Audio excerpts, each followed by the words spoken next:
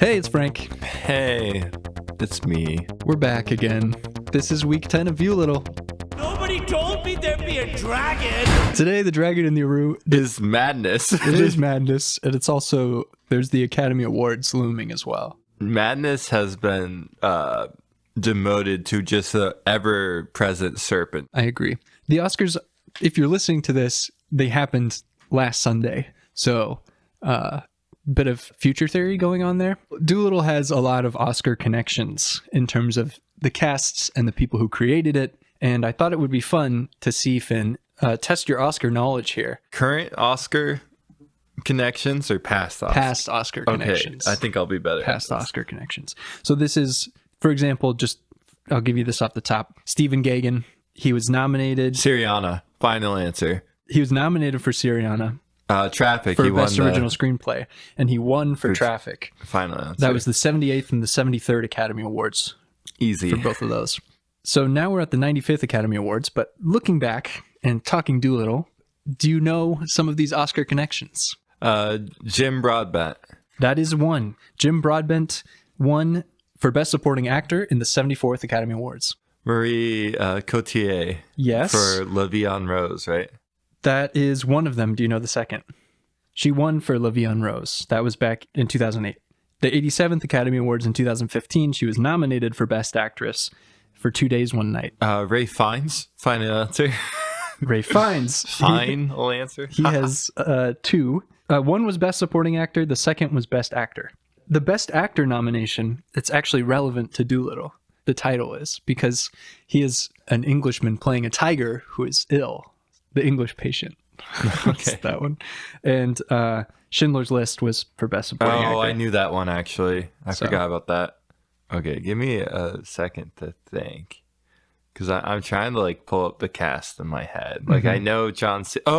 Big Sick. Kumail Nanjiani. Yes, he was nominated for Best Original Screenplay with his wife, Emily Gordon. And that was at the 90th Academy Awards in 2017. We have already talked about the cinematographer.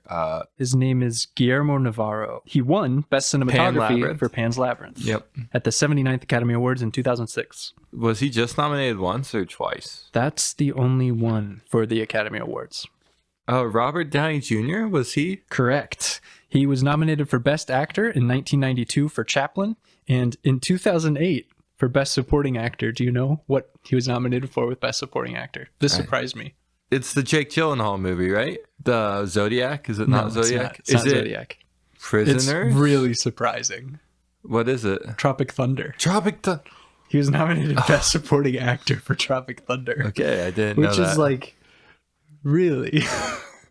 I guess that, they needed to nominate some black people for Oscars. So the Academy was feeling, No, that happens the year after. They always do it the following year. Of course. Emma Thompson. Yes. No? Yes. She has 5. She won 2 of them, and 3 of them were just nominated. What's fun about this game is I could just name any cast member, and there's a 75% chance that you're going to find someone who's Academy Award worthy. I don't know what she's been nominated for. That's a lot harder. She won Best Actress for Howard's End in 1992. Never heard of it. She was nominated for Best Actress for The Remains of the Day, and for In the Name of the Father, she was nominated for Best Supporting Actress. So that year, at the 66th Academy Awards for the 1993 movies, she was Best Actress and Best Supporting Actress nominated. And then in the 68th Academy Awards for Sense and Sensibility, she won Best Adapted Screenplay, and she was nominated for Best Actress. I didn't know she did that screenplay. Yeah, she was part of that screenplay, which is, to me, it's the number of screenplay nominated and winning. That's really ironic. Bring in Seth Rogen. I feel like he has some screenplay nomination, hasn't he? Seth Rogen, I don't know. Okay, how many more are there people? 8. That I haven't named. There are 8 Oscars connected people to Dolittle that you have not named. Not all of them are actors. Some of them are the other side, production side. Costume design, right? Yes, that's the big one. Jenny Beavan. Yeah, she's in everything. She has been costume making machine. She has 12 Oscar nominations, and she won 3 of them over the years. So I'll just power through these real quick. And she has 2 post Dolittle, so Dolittle didn't crush her spirits. So she had The Bostonians in 1984, A Room with a View in 1985, Maurice in 1987, Howard's End in 1992, The Remains of the Day in 1993, Sense and Sensibility in 1995, Anna and the King in 1999, Gosford Park in 2001, The King's Speech in 2010, Mad Max Fury Road in 2015, Cruella in 2021, Mrs. Harris Goes to Paris in 2022. And obviously I'm saying the release years of these movies, the year they came out, and then the Oscars are celebrated in March the following year. So, right. Anyway. The other one, because that's a big hit, the other one is Danny Elfman. Yes, that is another big hit. He has 4. He got one for... It's all nominated. He hasn't won any. He got one for Batman, right? No. No. Good Will Hunting, Men in Black, Big Fish, and Milk for Best Original Score. Oh, that's so weird. That is so bizarre. Those are not the Elfman scores I remember. Yeah. Also, what's neat about this is I've seen this recently, is like being nominated is supposed to be a big honor, but no one really remembers. So it really isn't the same at all as it is the winning. Are there more production that I've missed? Yes, there are 2. And to be clear, I didn't click through every single person. Like there might be more obscure connected people, but these are like the main roles. I'm guessing with special effects there could be some crossover. There could be, but I did not find any. Okay, well, so there's 2 more. How many actors? Did Ralph Ineson get? No. Okay. He was in Hurricane Heist though. He was in her. We'll talk about that later. Yeah. I'm trying to think. Oh, an easy one. Rami Malek. Yes. And it was. Oh, that movie was Bohemian Rhapsody. Bohemian Rhapsody. He won Best Actor. 2018, the 91st Academy Awards must have been a rough year for Best Actors. I don't think it was. I think that was just a weird one. I think it's because the whole movie hinged on him. I think it's because everyone just likes Queen. Yeah. I guess. So people are like, oh, Queen also, movie. That's like the joke you made earlier with Robert Downey Jr. That's another one where it's like. Yeah, right. Yeah. Which was a year where it was all white people who won, and then the next year they nominated Get Out and all that. Yeah. Wasn't that 2018? It might have been. I don't know. I can't really remember the Oscars. I don't really either. But it's fun to do this just because there's so many connections.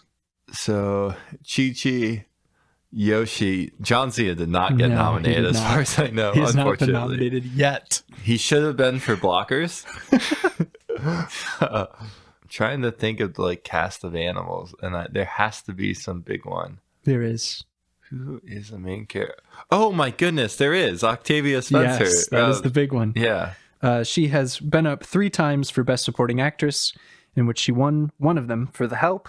And Ma. the other 2 are... I'm pretty sure Ma. No, it's Hidden Figures in the Shape of Water. That's another Guillermo del Toro connection. It is. There are a surprising number of connections. I thought all of the Sense and Sensibility connections were super surprising. Yeah. And there's like weird through lines to Guillermo del Toro for so many people here. Yeah, there are. And I was thinking maybe Guillermo del Toro should have directed this movie. You know, with like the early like steampunk things, I could see it. Yeah. And like the elaborate set of the house, some of it tracks. Who are there more actors that I'm missing? Oh, Michael Sheen, right? No, not Michael Sheen. There are 2 more actors. One of them, they both play humans. That's like a huge giveaway for you. They both play humans. I don't know any other, because I mentioned Jim Broadbent, right? Mm-hmm. Okay. One of them has happened after Dolittle. Humans. That makes it even tough. It can't be like Jessie Buckley. It is Jessie Buckley. She was nominated in the 94th Academy Awards for the 2021 film The Lost Daughter. So just last year. Oh, for Best Supporting Actress, she was nominated. Well, that leaves 2 human characters left that I can think of. Stubbins, his cousin, Stubbins. No, is it Harry Collett? It's not Stubbins. It's not Lady Rose. There's no way. It's not Lady Rose. Okay, because I don't think she's done anything. I think I looked that up. It's been like stage productions. Human character? Human character. Maybe your favorite, which is why it's surprising. My favorite human character? Yeah. No. The lieutenant? Oh, no. Okay, maybe not your favorite human character. Not the lieutenant. Okay. Oh, God, I'm an idiot. You're right. It's Antonio Banderas. It is Antonio Banderas. In 2019, for Pain and Glory, it's the Pedro Almodovar. That one's also surprising that he hasn't been nominated For best actor was for that one at the until 92nd 2019. Because he has been in a lot of like pretty prominent stuff. But that's another connection that we need to bring up is the Robert Rodriguez connection. But part of that is because he's also connected with the same people that Guillermo del Toro are. They use the, what's his name? Navarro. He's done a lot of Robert Rodriguez movies. As a director of photography. Yeah. He did Spy Kids. We talked about that earlier. Yes. He's done a lot of kids-focused movies. I feel like we should talk about him later while we're still on the awards bent. But what am I missing? 2 people from the production side. I don't think you will get them, but maybe you can guess the role or what the award is. Let's say I don't think you'll know these people. I'm guessing sound editing. No. Well, then it's probably just like production, like design, like set design. Yep, set decoration is one of them. Lee Sandals. I recognize that name. He was nominated for production design on 1917 and for production design on War Horse. So that's another Harry Collett connection. Yeah, to 1917. No, he was in Dunkirk. Whatever, you're right. Same movies. They're all the same movies. I've seen that. Europe at War. Oh my goodness. What could the last one be? Animal Handler. No. Well, I didn't click through all those people. Some of those people might have Oscar nominated roles for like... I don't think that's something you can get nominated for. No, probably not. Same with like stunts.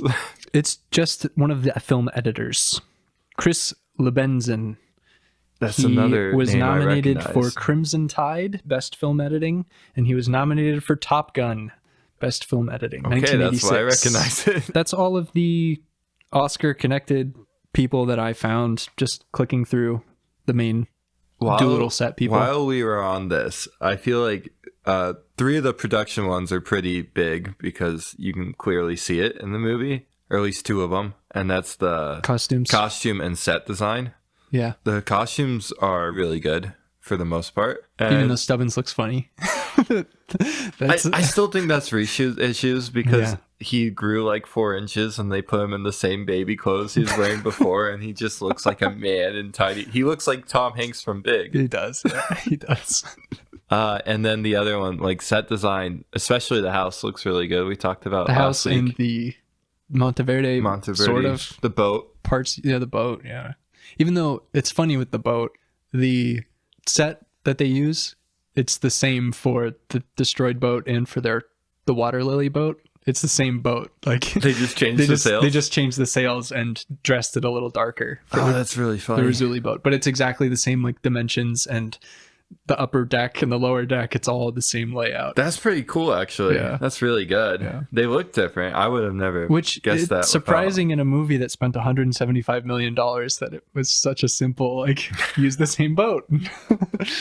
And then we need to talk about the cinematography, especially him, because we went through his like list of credits. Guillermo Navarro. He has done a lot of effects heavy movies and a lot of kids heavy, like kid movies. And it's wild to me how bad it is. It's strange how much Dolittle does not work. Like the camera just never stops moving for a second.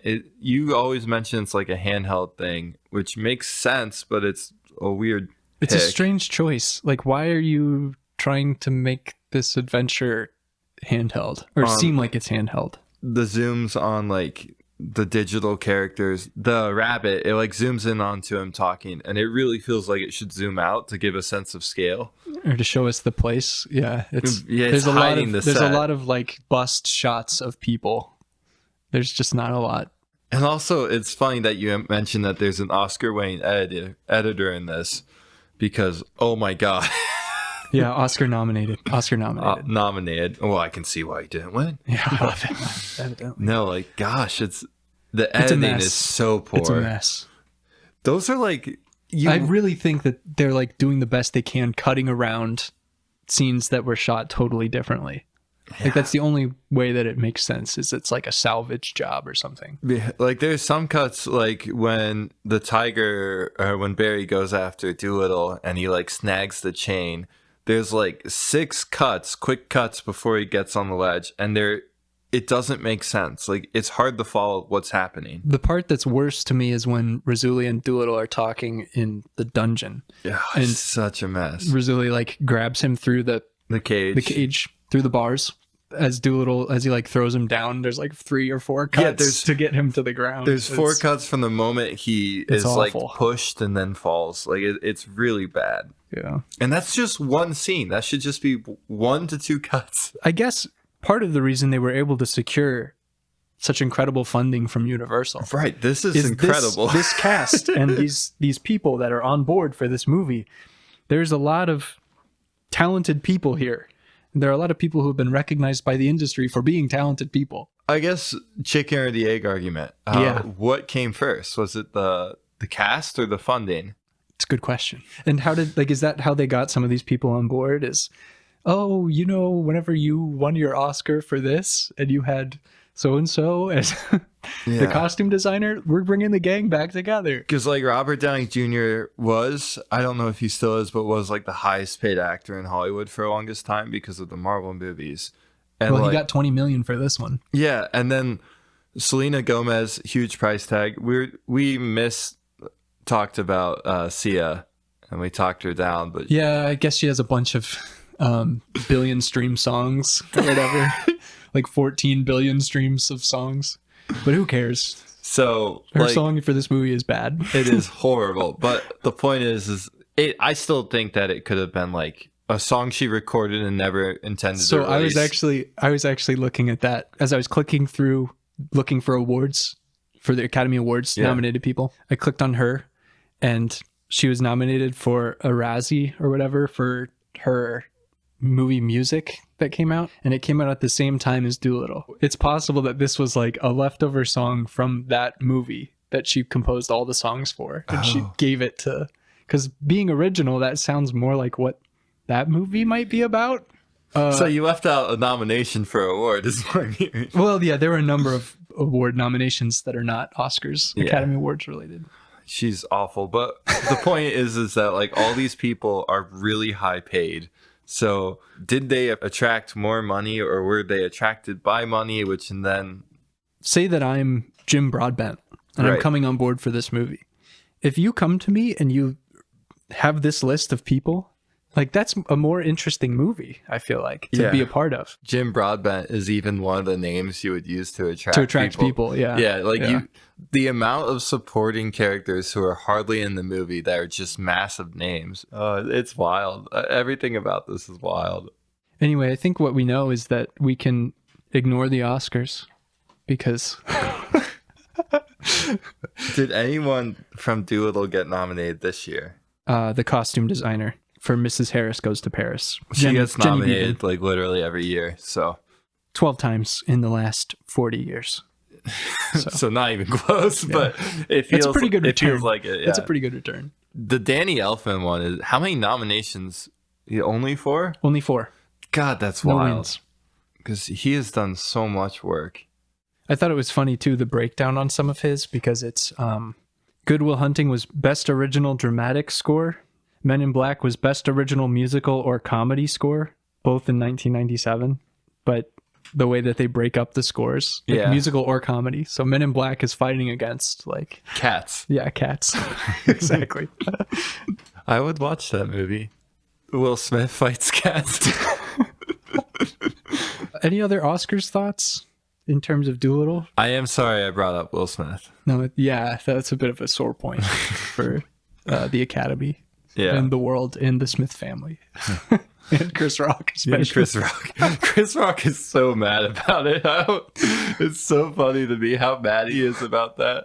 I feel like I'm back on Team Will, as an aside. like hearing about the Will. comedy special. Like, yeah, full Team Will here. Do you have any Oscar predictions? My prediction is that who's hosting? Jimmy Kimmel? Jimmy Kimmel will do some. He's going to do some play on the Will Smith slap. He's going to do something. They're going to bring it up. They have to. They got to get views, right? They're going to bring my prediction. Will Smith is unbanned, but he has to spank Jimmy Kimmel live. Or Chris Rock has to spank Will Smith live, and then he's allowed back at the Oscars. Classic. Oh gosh, predictions for the Oscars. Not to best song. Not to best song. That's from RRR. For those who don't know, we're big RR fans. Absolutely. I don't know anything about the Oscars. I don't either. I know Banshees of Inisherin and Everything Everywhere All at Once. I know Everything Everywhere All at Once is up for tons of awards, and I hope they do well because the only one I care about is what's his name? I know who you're talking about. The actor who played Short Round. Yeah, he's up for Best Supporting Actor. Since we're already not really talking about Dolittle this episode, everyone listening, go watch Everything Everywhere All at Once. I think what I like most about it is that it's a movie made by people who you can tell like movies and have made this movie for the joy of making this movie, and also with the idea that this movie can be meaningful to people. And I think that's really cool. And also with the idea that it's not for everyone. Yeah, right. Yeah. Like, good point. This and Swiss Army Man have very similar it's very energy. Much their style. And I think this movie is a lot more accessible simply because it's more of a movie than a joke. Yeah, you're right. Where Swiss Army Man makes one joke, and if you're on board with that joke from the start of the movie, it's a great movie. But if you're not, it won't be for you. Related to Dolittle, it's a joke about farts. It is. It's also a bloated dead corpse, which also is related to Dolittle. Yeah. And Everything Everywhere All at Once is just an amazing movie. Cannot recommend enough. It's fun. It's also one of the most emotional movies of the year for me. Yeah. Okay, let's see. Best Picture. We got Top Gun, and this is all going to get slurped out, so I'm not even going to go on. But as far as we could, I think the other movie I heard about was The Fabelmans, which is that's the you should Spielberg watch one? it. Yeah, it's pretty good. Yeah, but slurp the rest. Oh, Elvis, that has to be mentioned. The performance of Tom Hanks in that movie from the trailer looks hilarious. Have you watched Elvis? I haven't watched Elvis. Have you watched Elvis?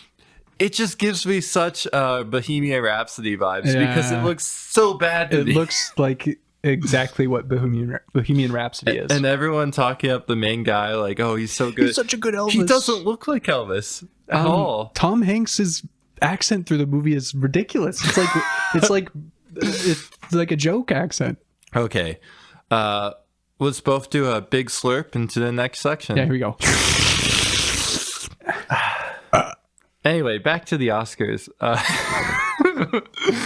So the year is the year of our Lord 2021. Dolittle has been nominated for an Oscar.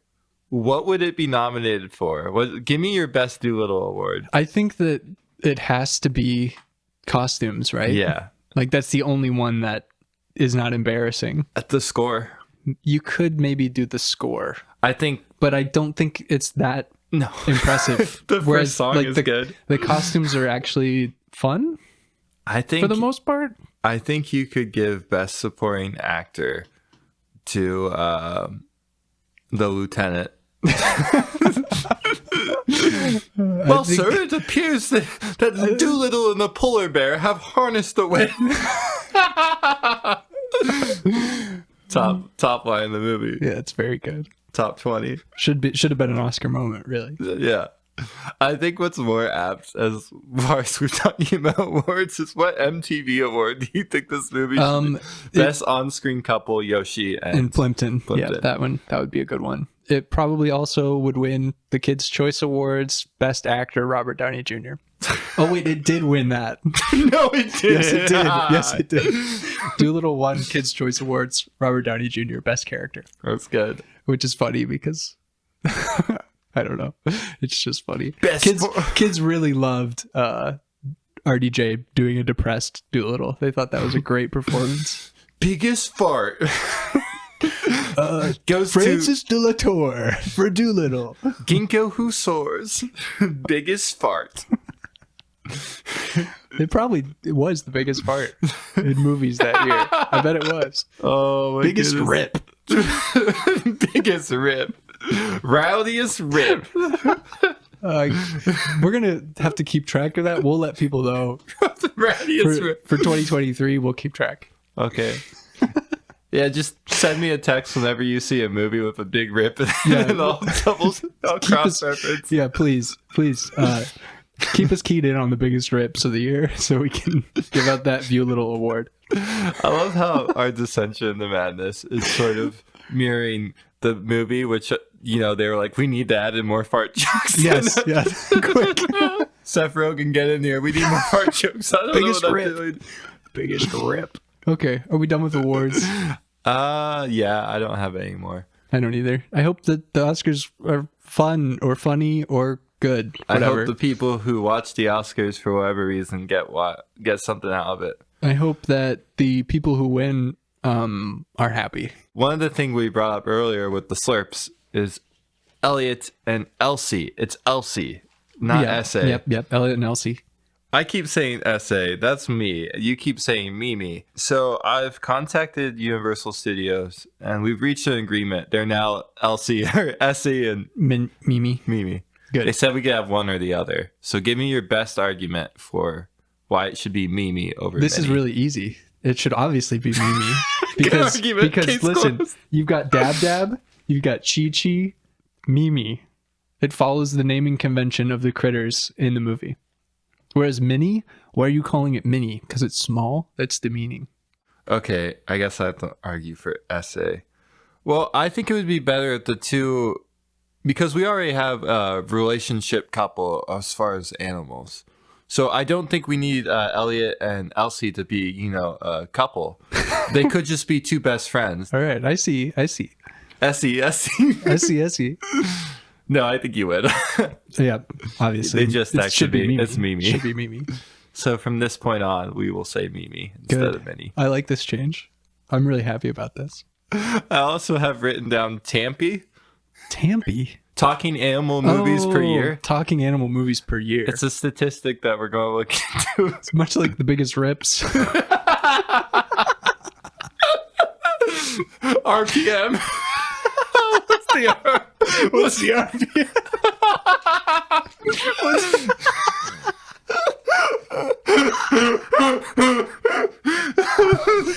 Here's a question for you. Would the RPM of Dolittle be 1 per 50 minutes, or would it be 1 per 101 minutes? There's only one. Are you counting that as 1, or are you counting that as 2? Because there's the little release at the end, right? I think it's a double. So I'm pretty sure the RPM is 1 rip per 50 minutes. Follow-up question. There's no fart, right? But Chi-Chi's big butt pointed at the mice. It's a Sorry, that's the BPM. butts per minute. You also had the dog Jip dragging its butt on the carpet. Yeah, and saying he likes to smell butts. So. Yep. So the movie has higher BPM than it does RPM. It does. It's a lot more BPM than RPM. I think that we're gonna, as we get into June and we get to watch the Eddie Murphy movies, I think we're gonna find some more RPM moments. What's some other interesting statistics you've noticed about Dolittle? Do you have any in mind? I mean, I've just listed 3. It's I know kind of you unfair have. You're on me. right.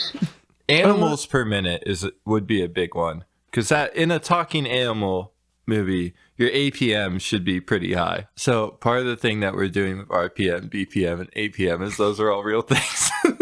Yeah, right. We're just replacing what it stands for. I'd love to see if you could get a 4-4 in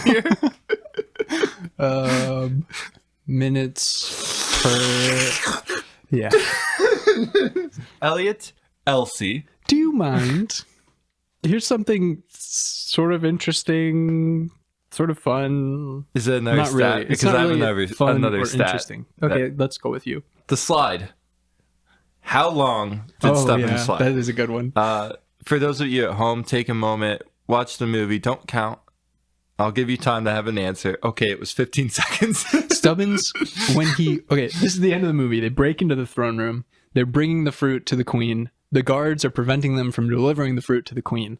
So Stubbins goes long and does a power slide across the entire throne room. It takes him 15 seconds of sliding to get from where he starts to the opposite side of the bed, where he catches the football from his dad, Dr. Dolittle, and scores a touchdown. No, it's from his sister, Mimi. Yeah, that's true. Well, Dr. Dolittle throws Mimi onto the bed, and then Mimi delivers. Is that one throw, or is that two throws? Because Mimi then tosses it down. I suppose it's two throws. Or maybe it's a throw and a lateral. Is Mimi the ball, or is Mimi the... Mimi... a part of the ball? Mimi is... It'd be better if in football they threw people. Who carried the ball? Yeah. And the only people it's allowed sort of like to a throw bush push, maybe? Yeah. The only people who are allowed to throw the ball are the people thrown. Right. Yeah. Better game. But maybe it's more of a lateral because the ball falls on the same plane. Okay, so you can that's get away fair. with So it. that's one complete So it's throw. one, yeah. But I feel like I'm not sure about football rules, but I think if you toss the receiver who has the ball into the touchdown, I don't know if that's a throw or not. Well, the end zone is the queen's mouth. What are you trying to say? Are you saying That's where the touchdown has to... But he squeezes the ball into the queen's mouth. Right. So I guess the ball is actually the juice inside of the fruit. Football would be much more interested if once you caught the ball, you then had to squeeze it out into the end zone. Into the ump's mouth. Yeah. Okay.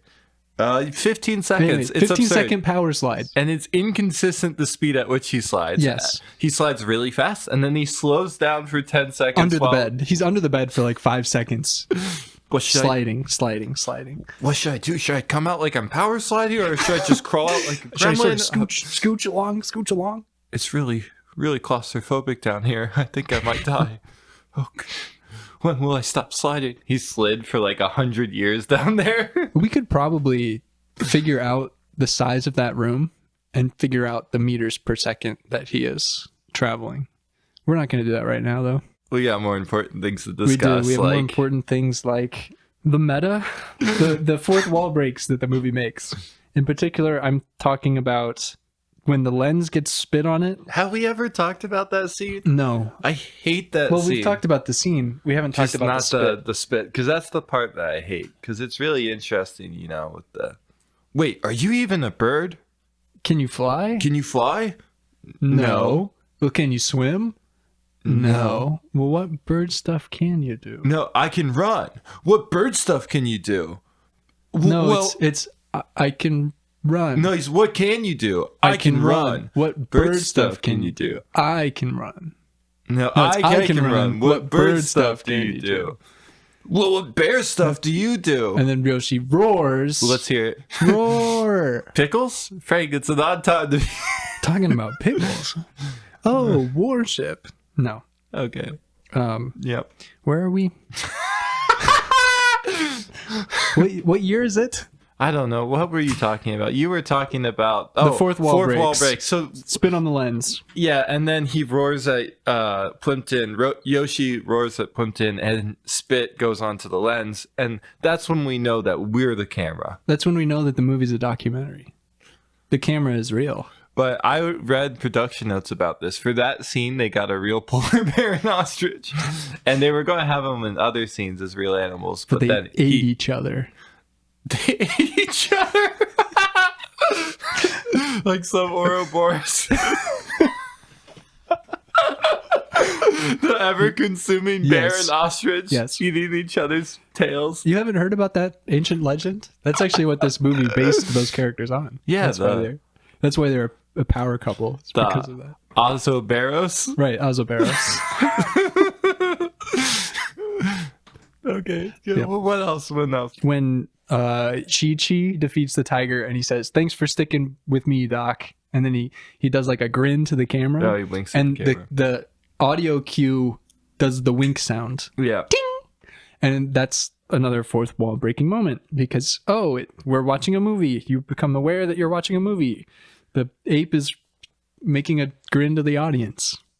I'm trying to think if there are any other moments like that. Okay.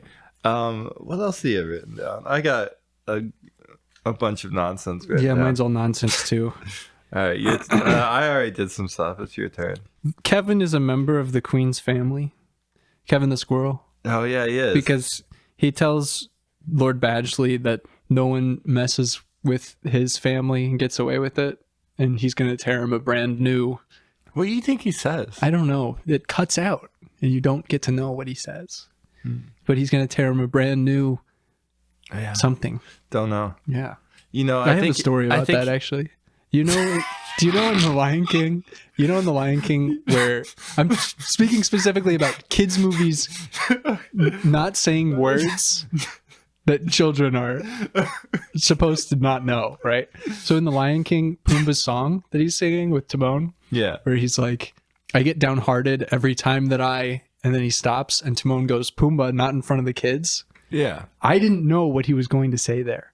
And it made me really angry as a kid. I couldn't complete the rhyme. I didn't understand the structure. So I didn't know that he was going to say farted. I get downhearted every time that Pumbaa, not in front of the kids. Yeah, he's supposed to say farted, but you're not supposed to say fart in front of kids. Anyway, so I was really angry about that. So I wonder if there's any kids out there who watch Dolittle and they hear Kevin say, we're going to tear you a brand new, and then it cuts. And kids are like, what did he say? A brand new farted? What is he going to say? I don't think farted makes sense there. We've talked a lot about farts. Do you think there have been any Oscar-nominated movies that have farts in them? I bet so. Shrek, right? I feel like the best animated movie category is loaded with farts. Loaded with RPMs. I have Wait to Goof Part 2. Oh yeah, another great goof. It happens at the feast scene in Razzuli's castle on Monteverde. The feces? The feast scene. Oh. The feast scene on Monteverde. Sorry, I'm just really trying to punch up our script. You're doing a great job. Go on. Stubbins is does that count as a fart for a minute? No. Or do it, sort of like a raspberry? Yeah. No. Okay. Okay. Anyway, Stubbins is at the feast with Razzuli. He's one of the pirates now. He gets to join the pirate gang. And in the shot where he gets the face paint streaked onto his face, it's different in the cutaway that goes back to his face again. The smears aren't the same.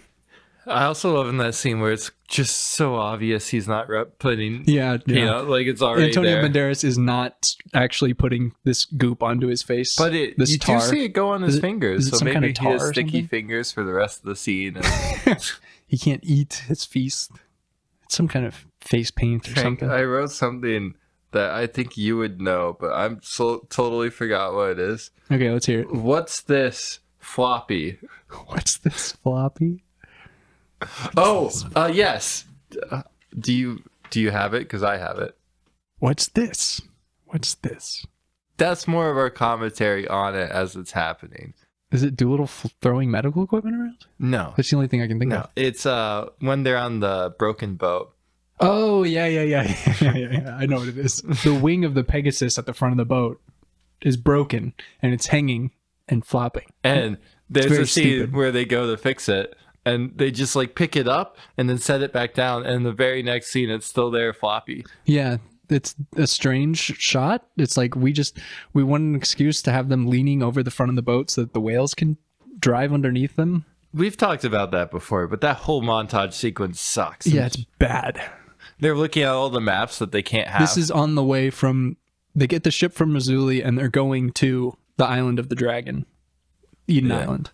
And they're looking at all these maps that they somehow recovered from their sunken boat, even though it was blown to bits. And they somehow have the backpack from the recovered boat, even though it was blown to bits. And they somehow have chests full of maps. So you're telling me that backpack wasn't on the dock? You were wrong. It wasn't on the dock. It was on the boat, and it got sunk. Unbelievable. How do they get all the things out of the water? Well, back in the future, gorillas develop like a pouch that they can then store things on. So Oh, a great burn if you ever want to use it to people who can talk to animals. You've made friends and you can even talk to them. I love how you just said it. I did. We've seen this movie so many times. You just know. Here's something about that ant scene. Oh, yes. It's not the head of the ant family is a dude. Yes. When it should be a queen. Ants are matriarchal societies. So for the secure the perimeter scene, no one's really watching the dog because they don't know where to look. Yes, that is true. Okay, that's all I got written down. Yep. No one knows where any of the CG is going to be. But if you want, I can write some more stuff down now and we could talk about it. Let me see. Do I have anything? No one seems bothered that the British Navy shoots at them. Like, you would think that this expedition team of Dolittle and his animals, after suddenly coming under fire by the British Navy, would think, why are the British Navy attacking us? They don't have a reaction to that. Like, shouldn't they be scared or nervous? Or like Stubbins would be like, oh, I can't go home because the British Navy wants to kill us. It's also, like, shouldn't there be something? It's also weird to me. He says warship and they just like are afraid of it. Like they have no reason to be scared of this ship following them. And it's one thing to like do the whale powered bit like as a precaution, but to like think that you're going to battle stations. I mean, Doolittle's using his telescope to look and see that it's Blair Moonfly, but why would he assume that Moonfly is coming to kill him? Yeah, it doesn't make any sense. It seems weird. Also, how did that boat sneak up on them? I mean, it's billowing smoke. How did they not see it? I guess at the end of the day, this is a strange kids movie, and it doesn't have enough RPMs. Frank, give me your best rip. This is how low we've fallen. I'm not going to do it. Should I do it? I was pretty close to just doing it. I was about to... We must rise above. We must rise above. Do you have anything non-Doolittle related to share? Right now, all I can think about fart jokes. I watched the Jim Jarmusch movie that I've forgotten the title of. So that's not really... Only Lovers Left Alive. Okay. It's the exact opposite of Doolittle, where it's a moody movie where they just talk.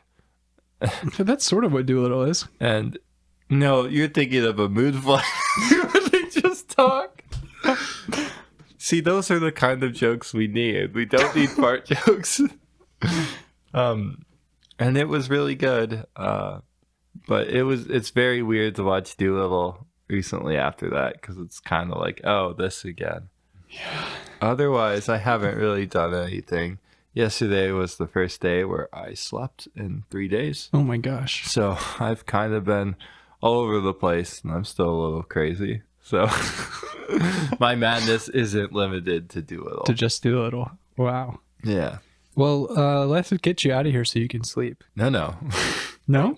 We need to watch more. Okay. I watched a movie called Yes, Madam, with an exclamation mark. It's a 1985 Hong Kong movie, and it stars Michelle Yeoh. And it's from Criterion Channel's new, what's it, series? No. What do they call them? I think curated list, I think whatever. That's fine. It's called Michelle Yeoh Kicks. Oh, that rules. Was it good? It was fun. So I'm going to continue watching those. That'll probably be my next. Yeah, what have I been doing? You know what we skipped last time? We didn't do this at the end. We didn't rate it. Yeah, I we know. Didn't. I realized but that. Before we get to and that. I figured we said early enough in it that it was mad and insane and we felt insane. And that's kind of like rating it. So last week, I actually felt like I enjoyed... In me thinking on back of it, I enjoyed it because... What was that sentence? I enjoyed it. In hindsight. In hindsight, yes. Because I really didn't enjoy today. Yeah, compared to last week where I felt the insanity levels of difference. Last week, I felt energized and insane. This week, I feel lethargic and insane. Yeah. The movie ended and I was sad. This week, it's just not great. I told myself at the start of this that I would give it 10 weeks and see, you know. Yeah. It's been 10 weeks now. So, have you seen? I don't know. I don't know how I feel about this. I know for a fact we'll be doing this next week because I'm excited to see it again. And I think what we need to do is we need to find people and chain them up and force them to watch it and be on the podcast with us. Just random people. Hey, kid. Strangers. That kid. Get him. No. No more milk. No. No more farts. Farts. Yeah, that's been this week. So I didn't enjoy it. You didn't enjoy it. Didn't enjoy it. Do you recommend Do it? not recommend it.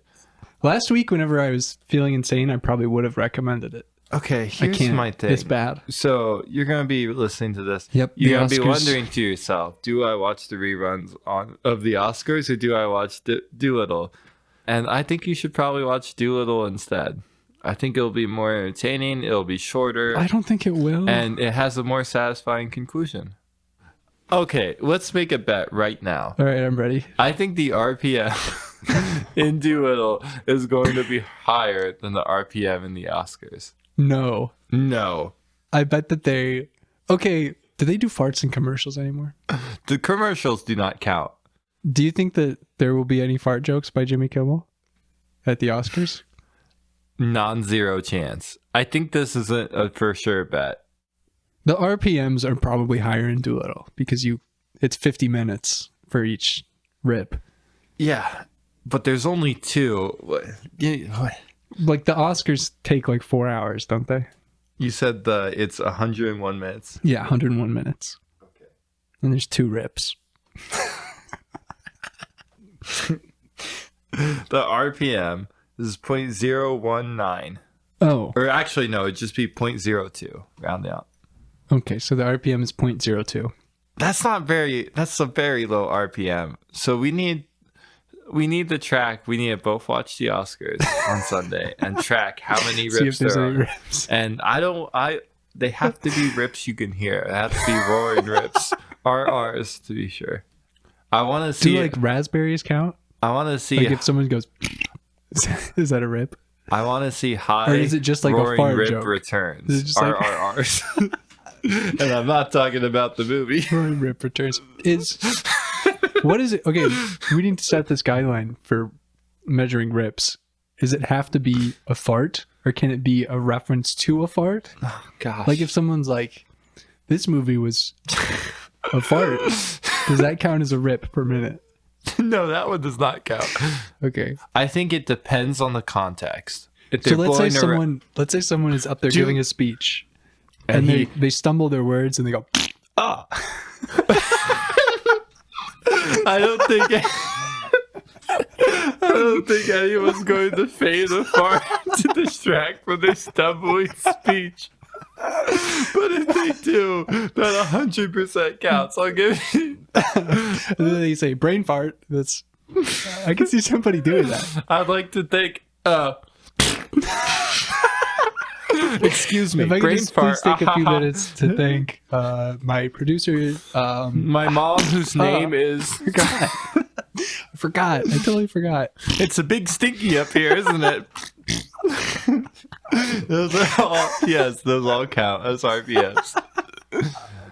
The RPMs of this episode are through the roof. They're not TRPMs. What are true rips per true minute. rips. So, for example, Dolittle has 2 true rips per 101 minutes. Yeah. Rip purists wouldn't accept mouth farts. Right. Okay. Do you have anything else? Well, I love animal rips, period. I larp, Frank. Love animal rips. Period. LARP. We're big LARPers.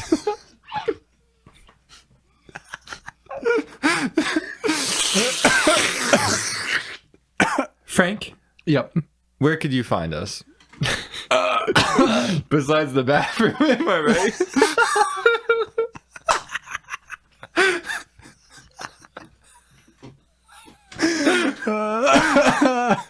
Besides the trash can. Besides the garbage. The garbage The stuff. city dump. If you're you trying can to find listen us- to this podcast and you don't want to be in the dumpster, where would you go? You would go to anywhere you can listen to podcasts. We're on Simplecast, we're on iTunes, we're on Spotify.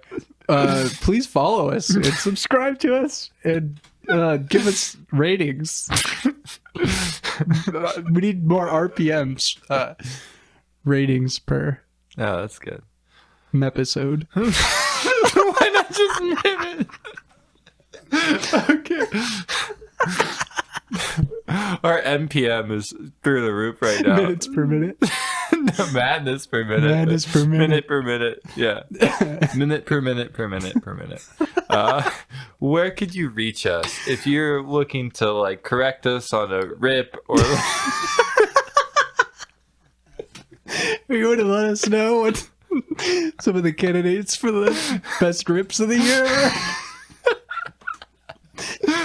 We need to retroactively award it for 2020 as well. So if you know any movies from 2020 that could compete against Dolittle, we'd like to know.